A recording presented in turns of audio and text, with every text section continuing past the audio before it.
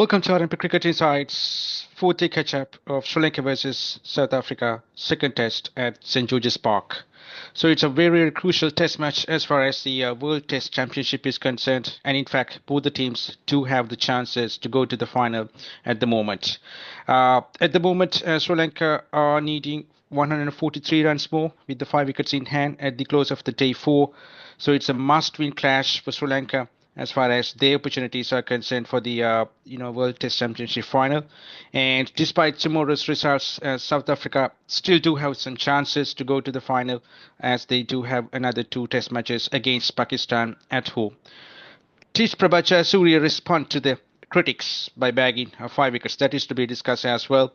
And also, the other important thing is our veteran Dimuth and Angelo nearing the end of his Test career.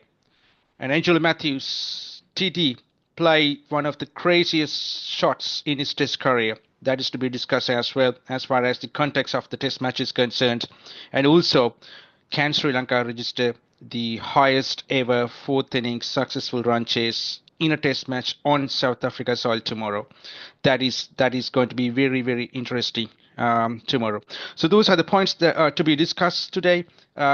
I think first thing first. When it comes to the points table of the WTC, at the moment, Australia are leading that one, having beaten India today, and then South Africa is sitting on number 2 at the moment. So all to be changed based on the result of tomorrow's match. So let's see how it goes. So it is very crucial for Sri Lanka, like I said, and. When it comes to Sri Lankan attack, so I think before we go to the second part of the fourth day, I think we can't forget what Lahiru Kumara has been doing throughout this year. 30 wickets at an average of 23 in this year. That is remarkable, and that is world class, I would say. So all this time, I think he has been hated by many a Sri Lankan because he has been playing the wrong format. Now, I think with this new selection committee, new coaching staff, new physios, and also, with the confirmation of the new skipper, so Lahiru Kumara is currently playing the Test cricket, and he is playing the correct format, I would say. So he has been dominating with the seam and pace as well as his bounce. All throughout this year, so his result is showing that one. So he has been doing a great, remarkable job for the country, and I think the physios and the coaching staff have to do a lot in terms of taking care of him for the years to come. So that is remarkable, and also I think we can't forget Asith Fernando as well as Visha Fernando. They have been backing him, but Lahiru Kumara to be highlighted, and Lahiru Kumara backed the 100 Test wickets also within this Test match, even though it's not a part of this day 4. So having said that, like I said. So we can focus on Prabath Jayasuriya, a Sri Lankan veteran. So he became the second fastest to take 100 wickets, 100 Test wickets in the world. But a lot of criticism was there because he was mainly taking wickets in Sri Lanka. But today at St. George's Park in the eastern Cape of South Africa, he managed to bag his very first fifer outside the Sri Lankan soil. So that is a remarkable achievement. Will that be a kind of a winning performances for Sri Lanka, or can Maharaj get the better of Prabath Jayasuriya tomorrow? All to be discussed, all to be watched out tomorrow. So all depend on how Sri Lankan batters are going to play against him. So it's a sensible cricket. That's what Sri Lanka need at the moment. But when it comes to sensible cricket, and when we are talking about sensible cricket, we can't forget the rash shot which Angelo Matthews played. So Angelo Matthews is playing as the most senior or the most veteran batsman in the team at the moment, having scored 8,000 runs in this Test match as well. But unfortunately, he couldn't resist the temptation created by Maharaj, having set up him nicely to play that rare slog Oh, that is one of the craziest shots that he has ever played in his Test career, I would say, as far as the context of the game is concerned. Because he and Kamidu were playing nicely and taking the game away from South Africans, and even South Africans didn't have any chance to, get wickets unless Sri Lanka throw the wickets at that stage. So, Angelo Matthews exactly did that. He threw his wicket away. Uh, that will really play a part in tomorrow's result. And the other main point is that, if Sri Lanka is going to lose the test match tomorrow, I think then the wicket of Kamdu Mendes will be a exact reason for that one. Why I'm saying that, we all know that, what sort of a record that he has had before this test series started, but unfortunately he couldn't show his talent or his capabilities up until today. But today, in this second innings of the second test match, he showed what he is capable of with some remarkable hittings. And then I think particularly Jensen tried to attack him with some words as well. Some verbal, attacks were going here and there before he was nicking that, the turning delivery from the rough of Maharaj, and that was a wonderful catch with a great game awareness from that wicket keeper from Proteas. So that wicket of Kamadu Mendes will surely be a critical factor if we are going to lose this test match tomorrow. Um, so let's see how it goes. So and the other main points that I need to highlight is that the Maharaj has been uh, varying the pace even better than Prabath Jayasuriya, I would say. I think he has been playing a lot of Test cricket in these kind of tracks where that he has not been getting much assistance in the first couple of days of a Test match on South African soil. But we can see how far he has learned, and I mean how well he has improved his skills by using the crease and then using the flight as well as changing the pace. So the one that he bowled against Angelo Matthews was one of the slowest that he would have bowled, or that he would have bowled definitely in his Test career so far without any hesitation. So that was a great temptation that he created. But the question that I do have is that what else experience you need to negate such a temptation? Having scored 8,000 Test runs, do we need any more experience to negate such a temptation? That is a question to be answered. Unfortunately, now Angelo Matthews has gone back to the pavilion, and probably he played his last Test innings on South African soil in his career. Um, so as far as tomorrow's game plan is concerned, Sri Lanka do have to play very sensible. I think Dhananjay Silva and Kusal Mendes have been playing a very, very sensible inning so far. So the only point is that tomorrow there will be some assistance early part of the day for the bowlers. Why? Because the you know the I mean there will be some more moistures in the pitch, definitely having covered that one over the night. So that will be playing a big part in tomorrow's first half. So if Dhananjay Silva and Kusal Mendes can stay up until the deficit is around 50 runs, then definitely Sri Lanka can go over the line. Otherwise, it will be really, really difficult to collect these remaining 143 runs tomorrow, the day 5.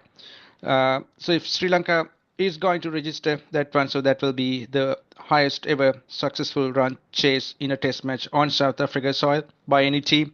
So that is a record to be broken tomorrow. So all Sri Lanka need is some sensible cricket. No rash shots required.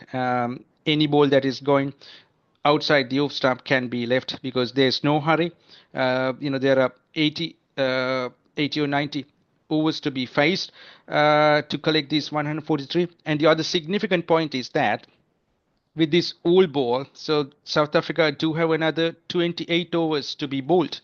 So they can make the most of this all ball, because all ball will not be helping a lot to Rabada, Jensen and the other pacer.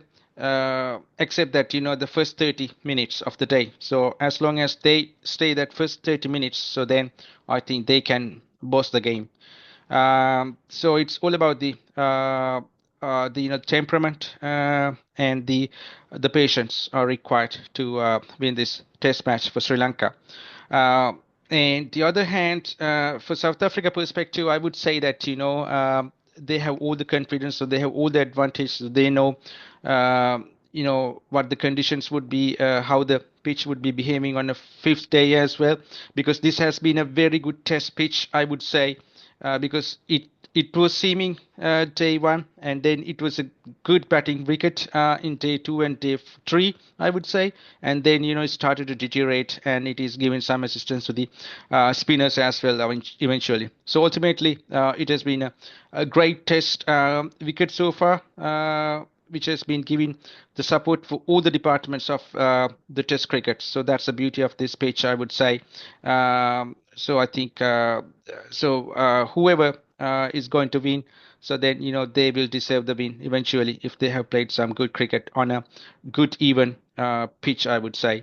So the other last point I would like to highlight is about Dimuth Karunaratne. It is really disappointing as a fan that because Dimuth Karunaratne was going after a very good record. He wanted to be one of the veterans and one of the legends, I would say, of Sri Lanka. But when it comes to his stats in the last 15 or 16 innings, that is very much poor. So I think he couldn't deliver what was expected by him for this team, because he played as the second most senior batter in the team, but unfortunately he couldn't live up to his expectations at all. So it's kind of a eye opener for the selectors, I would say, for the next test series, which is going to be very critical for Sri Lanka. If we are considering about this test championship final. But I think that if we are going to consider about the future of Sri Lankan cricket, so the next test series is very, very crucial to have experiment. Why I'm saying that, it's going to be a very, very good team against a very, very familiar condition for Sri Lanka, because that's going to be played in Galle. So if somebody new is going to be given a chance, so I think we can't ask any better chance than the next test series. So I think if you watch our last episode, you would have seen that we highlighted a bloke that can be used as a like for like replacement for Dimuth Karunaratne. So that is Nipun Daranje. So other than that, there are other players are also in the circuit who have been knocking the door. So let's see what the selectors would do, whether they will be going with this conventional aspect of giving Dimuth another two test chances to see to end his test career, or whether they will go for a replacement as far as the Sri Lanka test future is concerned. So it's all up to the selectors. So that is a very interesting, but unfortunately when it comes to Sri Lanka in this test series, so Dimuth Karunaratne couldn't contribute to the team at all. So that is so unfortunate in Sri Lankan perspective. So, as far as the Sri Lankan stats are concerned, or the history is concerned, so Sri Lanka have chased down 350 plus scores in fourth innings three times in the history of Test cricket. And in fact, one of those occasions out of three came against South Africa, but that was done in Sri Lanka back in 2006, when Jayawardene and Sangakkara were in prime form. So at the moment, Sri Lanka do have a chance, I would say. So it's just a matter of playing with some sensible mindset, and if they leave the ball that are meant to be left, and if they respect for the good balls, and if they play as for the merit, I think definitely they do have a chance tomorrow. Because Prabath Jayasuriya can handle the bat a bit as well. But I think there's another point to be discussed, or highlighted, whether we missed Milan Ratnayake to strengthen the batting lineup of this Test series. But the other question is that then who will be replacing him. So unfortunately, there is no any proper replacement to be done because Sri Lanka did need three pacemen, and then all those three pacemen have done brilliantly. So if Milan Ratnayaka to be playing in this test side, so then he should have replaced a top seven batter. So that is also not impractical at the minute. So quite unfortunate for him as well as for Sri Lanka. But by considering the context of the game and for the day five that is going to be played tomorrow, if he he was there in the team, so then he could have done a lot better for the team, and Sri Lanka would have been having a better confidence. But unfortunately, where we are, that's where we are at the moment. So we have to play with the cards that we do have at the moment. So that's pretty much it. I think that I wanted to highlight today. So the main factor was that the hoo-ha that has been having with regards to Prabath Jayasuriya. So he responded, I would say. So he backed five outside the country as well. And the other point is that, unfortunately for Sri Lanka, Kamadhu Mendis couldn't put up a big total at all in four of the innings that he has been playing. But we hope that, he will continue to play and continue to hit some good runs in the next series, which is going to be played in Galle. So that's pretty much it. So all we have to say is that Sri Lanka will play some sensible cricket tomorrow, and then hopefully Sri Lanka will make some history on day five on the South African side. So look forward to be with you maybe after the day five, or maybe towards the mid part of the next week with some review before the next series, where the Sri Lanka do have a white ball series, I think, after this one. So no Test cricket straight away. So yeah, thank you very much, everybody, for listening to this podcast. So we look forward to come back to you again with a good discussion. Till then, bye for now.